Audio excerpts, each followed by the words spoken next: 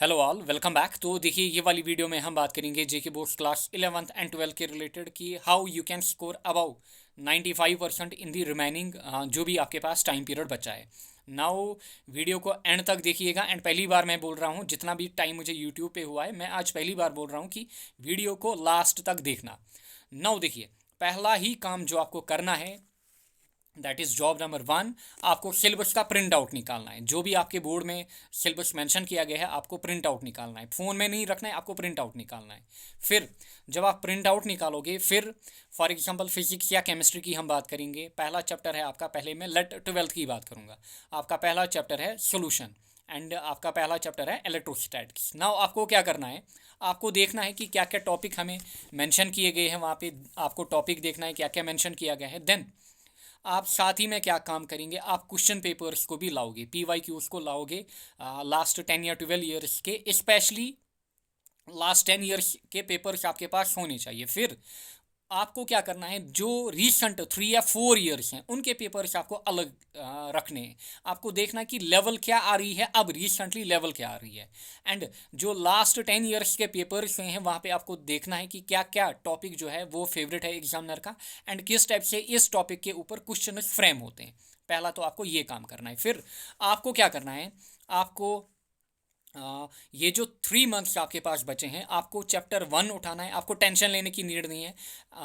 जिन भी बच्चों ने नीट की तैयारी की है, या फिर आपका कोई और मामला रहा हो जिसके कारण आपने पढ़ाई ना की हो, डोंट वरी। मुझ पर भरोसा रखिए। आई टेल यू कि आप लोग अच्छे से अभी भी, अगर आपने बिल्कुल भी कुछ नहीं पढ़ा, you can still score above 95% in your board exam without any doubt.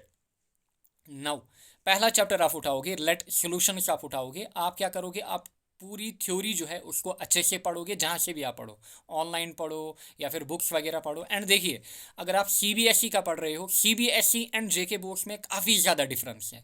CBSE में जो टीचर पढ़ाते हैं, क्योंकि CBSE का पेपर जो है वो मेनली कैलकुलेटिव रहता है, ऑलमोस्ट 70% वहाँ पे कैलकुलेटिव रहता है, 30% थ्योरिटिकल रहता है। यहाँ पे उल्टा है, यहाँ पे 10 या 20% न्यूमेरिकल टाइप रहता है, एंड बाकी 80% जेके बोर्ड्स में पेपर थ्योरिटिकल रहता है। बट थ्योरी में डेप्थ में आपसे कॉन्सेप्ट पूछे जाते हैं। ऐसा नहीं कि आप व्हाट इज़ ओम्स लॉ या फिर डिफाइन ओम्स लॉ, ऐसे क्वेश्चंस नहीं, आपसे डिटेल में क्वेश्चंस पूछे जाते हैं। अगर आप 2 मार्क क्वेश्चंस को देखोगे या फिर 3 मार्क क्वेश्चंस को देखोगे। एंड जो इस साल ऑब्जेक्टिव्स आए थे, स्टार्टिंग में ही मैंने बोला था कि जो 10 ऑब्जेक्टिव्स आएंगे वो नीट, JK CET JEE के नहीं, नीट JK CET के क्या होंगे, कॉपी पेस्टेड। एंड वही हुआ था, JK CET एंड नीट के कॉपी पेस्टेड थ्योरेटिकल ऑब्जेक्टिव्स आपसे पूछे गए। आपको साथ में नीट एंड JK CET के थ्योरेटिकल ऑब्जेक्टिव्स भी लगाने हैं हर एक चैप्टर में।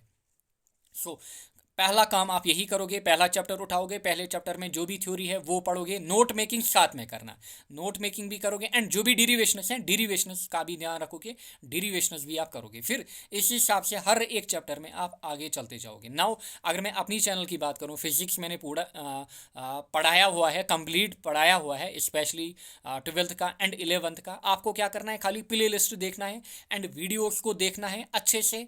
अगर पॉसिबल हो सके तो एक वीडियो को 2 बार भी देखो, या फिर जहाँ पे भी डाउट आए 2 बार वीडियो को देखो। एंड नोट्स अच्छे से मेंटेन करो। फिर उन्हीं नोट्स का क्या करो, उन्हीं नोट्स का रिवीजन करो। एंड साथ ही में मैंने मेंशन भी किए हैं कि इस टाइप से आपके बोर्ड में क्वेश्चन आते हैं। हर एक चैप्टर के स्टार्टिंग में मैंने मेंशन किया है कि क्या क्या क्वेश्चन यहाँ से पूछे गए हैं। सो ये स्ट्रैटेजी आपको लेके चलनी है अपने फिजिक्स एंड केमिस्ट्री में। बायो की अगर मैं बात करूँ, बायो मुझे उतनी खुद नहीं आती थी 11th 12th में। आपको या तो नोट लाने होंगे या फिर किसी अच्छे टीचर को आप फॉलो कर सकते हो। एंड बायो में नोट्स बनाओ, अच्छे से याद करो। फिर रहा आपका एडिशनल, एडिशनल ऑलरेडी मैंने कवर कराया है। आपका इन्वायरमेंट या फिर फिजिकल एजुकेशन भी आएगा, 12th का, 11th का कंप्लीटेड है, वो भी आएगा। आपको कुछ नहीं करना है, आंखें बंद करके वो प्ले लिस्ट आपको फॉलो करनी है, नोट्स वहाँ से बनाने। बट जो एडिशनल सब्जेक्ट हैं, स्पेशली इन्वायरमेंट या फिजिकल, उनको डेफिनेटली आपको 2 बार देखना है, हर एक वीडियो को 2 बार देखना है एंड नोट मेकिंग करनी है। उसके अलावा आपको कुछ भी नहीं करना है। देन इंग्लिश तो आप डेली बेस पे 15 मिनट्स या फिर 20 मिनट्स अभी से पढ़ सकते हो, अभी से, रिमेनिंग जो भी आपके पास 3 मंथ्स हैं। एंड अगर मैं ऑर्गेनिक केमिस्ट्री की बात करूं जो मैं पढ़ा रहा हूं, एंड काफ़ी एस्पेरेंट्स का ये डाउट है कि हमने 11th में ऑर्गेनिक नहीं पढ़ी है, क्या हमें जो 12th की ऑर्गेनिक है वो समझ में आएंगी। आई गारंटी यू, आप बैच में इनरोल करिए, आप 33 आउट ऑफ 33 डेफिनेटली एग्जाम में स्कोर करोगे। अगर आपको 11th ऑर्गेनिक के कुछ भी कॉन्सेप्ट नहीं है, जिस हिसाब से मैं बोलूँगा आपको उसी हिसाब से पढ़ना है, क्योंकि मेरे खुद 11th में उतने कॉन्सेप्ट नहीं थे, ना ही उस टाइम पेपर, ना ही इतना ऑनलाइन सेटअप उस टाइम था, ना ही उस टाइम पेपर टेक्स्ट बुक से भी नहीं आता था, उस टाइम रेफरेंस वगैरह पढ़नी पड़ती थी। नाउ मेरे बोर्ड में 25 आउट ऑफ 25 ऑर्गेनिक में आए थे, 12th की मैं बात कर रहा हूँ। जेके सीईटी में 30 आउट ऑफ 30 ऑर्गेनिक में, एंड जेई में 40 आउट ऑफ 40 ऑर्गेनिक में। एंड बिलीव मी, मुझे 11th में कुछ भी कॉन्सेप्ट नहीं थे ऑर्गेनिक के। ऐसी बात नहीं है कि अगर आपको 11th ऑर्गेनिक नहीं आती है आप 12th में लैग करोगे, नहीं, आपको IUPAC नॉमेनक्लेचर आना चाहिए, बस मामला ख़त्म, बाकी छोड़िए। अच्छा, जैसे 12th की अगर मैं बात करूँ, 12th physics is totally different as compare to 11th। अगर आपको 11th नहीं आती है, 12th टोटली डिफरेंट है। ऐसा नहीं है कि आपको 12th फिजिक्स नहीं आएगी। 12th physics is more like theoretical and derivative type.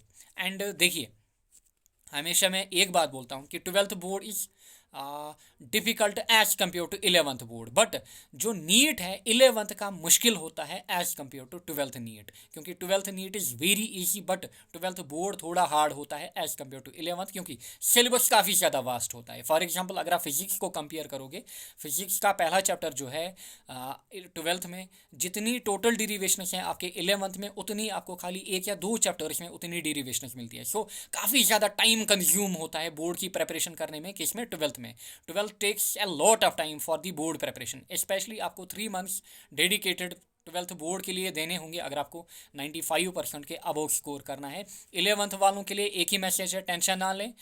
नवंबर में भी आप नीट की तरफ ही ध्यान दीजिए, दिसंबर में आप बोर्ड की तरफ आइए, एंड जो फिजिक्स मैंने कवर करा है बस उसको फॉलो करिए, you will definitely score 70 out of 70। Now ये जो 12th की प्ले लिस्ट है, क्या इसमें आप 70 आउट ऑफ 70 लाओगे? हाँ, डेफिनेटली आप लाओगे, बट एक मामला है, आपको न्यूमेरिकल्स आने चाहिए। मैंने ऑलरेडी 12th के लास्ट 12 ईयर्स के न्यूमेरिकल्स भी फॉलो कराए हैं हर एक चैप्टर में, एंड आपको वहाँ से आइडिया मिलेगा कि बोर्ड में जो 8 to 12 मार्क्स आपके न्यूमेरिकल भी पूछे जाते हैं, बाकी जितने भी मार्क्स हैं डायरेक्ट मेरे लेक्चर से होंगे, क्योंकि न्यूमेरिकल्स कॉपी पेस्टेड नहीं आते हैं, जैसे आते हैं उसी पैटर्न के आएंगे, बट डेटा डिफरेंट होगा या फिर किसी और टॉपिक पे आएंगे, उसमें मैं गारंटी नहीं दूंगा। बट जब आप मेरे 12 ईयर्स के न्यूमेरिकल्स लगाओगे, आपको एक आइडिया मिलेगा, रफ आइडिया मिलेगा, रफ एस्टिमेट आपको मिलेगा कि किस टाइप के न्यूमेरिकल पूछे जाते हैं, क्या लेवल रहती है न्यूमेरिकल की। सो बस इतना आप करिए, फिजिक्स पूरा मेरा फॉलो करिए, केमिस्ट्री में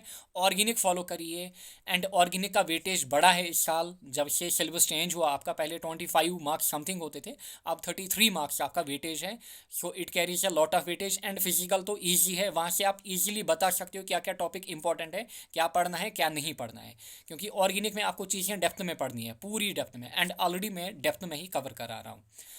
देन इन्वायरमेंट में या फिर आपका एडिशनल जो भी है, आपको कुछ नहीं करना है, जो मैंने बोला वही आपको मेरे लेक्चर्स को फॉलो करना है। इंग्लिश आप डेली बेस पे अभी से आधा घंटा या फिर 15-20 मिनट्स डेली पढ़िए, समरी पढ़िए, एंड ग्रामर पे ज़्यादा फोकस करिए।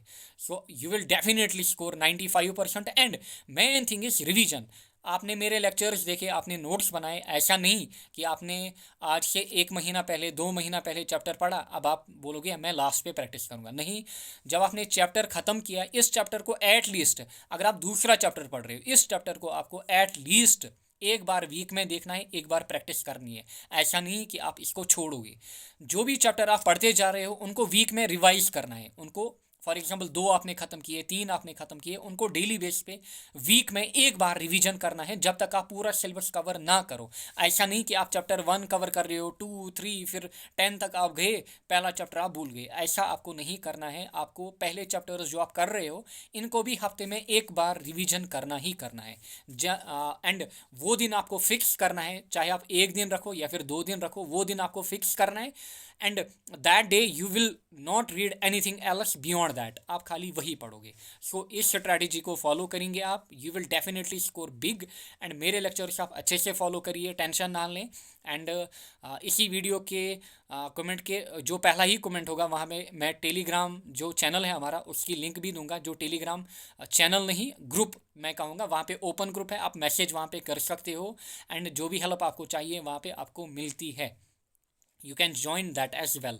एंड फिर अगर कोई भी और डाउट रहता है आपको, आप डायरेक्ट वहाँ पे मेरे से कांटेक्ट कर सकते हो। Thank you all.